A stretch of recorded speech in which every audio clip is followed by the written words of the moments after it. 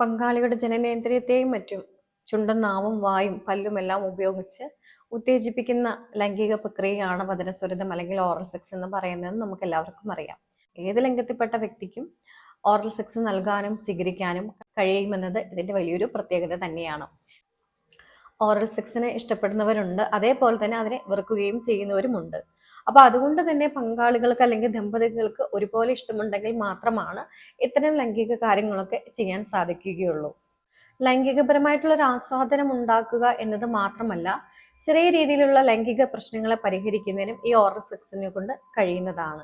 അത് സ്ത്രീകളിലുള്ള ലൈംഗിക പ്രശ്നമായിക്കൊള്ളട്ടെ, പുരുഷനിലുള്ള ലൈംഗിക പ്രശ്നങ്ങളായിക്കൊള്ളട്ടെ, ഒരുപോലെ തന്നെ നമുക്ക് ഗുണം കിട്ടുന്നതാണ്. സ്ത്രീകളെ സംബന്ധിച്ച് ഓറൽ സെക്സ് ഇഷ്ടമാണ് എന്നും അത് തനിക്ക് ആവശ്യമുണ്ട്, അതല്ലെങ്കിൽ വേണമെന്ന് തുറന്നു പറയാൻ മടിയുള്ളവർ തന്നെയാണ്.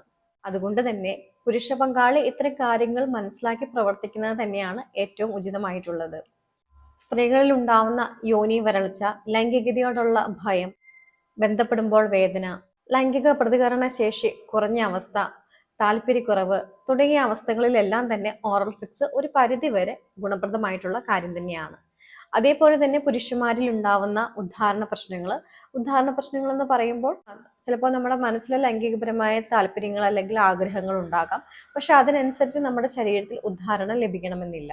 അതായത് ഉദ്ധാരണം വളരെ താമസിച്ചുണ്ടാവുന്ന ആ ഒരു അവസ്ഥ. അത്തരം സാഹചര്യത്തിൽ ഓറൽ സെക്സ് പങ്കാളി ചെയ്തു നൽകുന്നത് വളരെയധികം ഫലം കാണാറുണ്ട്.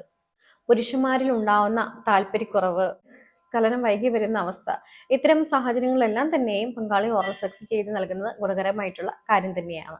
എന്നാൽ സ്ത്രീയിലും പുരുഷനിലും കാണപ്പെടുന്ന ഇത്തരം ലൈംഗിക പ്രശ്നങ്ങൾക്ക് പൂർണ്ണമായിട്ടും ഓറൽ സെക്സ് അല്ല പരിഹാരമായിട്ടുള്ള രീതി. ഒരു പരിധി വരെ ഗുണം ചെയ്യുന്നത് തന്നെയാണ്. നമുക്ക് ശാശ്വതമായിട്ടുള്ള അല്ലെങ്കിൽ പൂർണ്ണമായിട്ടുള്ള ഒരു പരിഹാരം കിട്ടണമെങ്കിൽ കൃത്യമായിട്ടുള്ള ചികിത്സ തേടേണ്ടത് തന്നെയാണ്.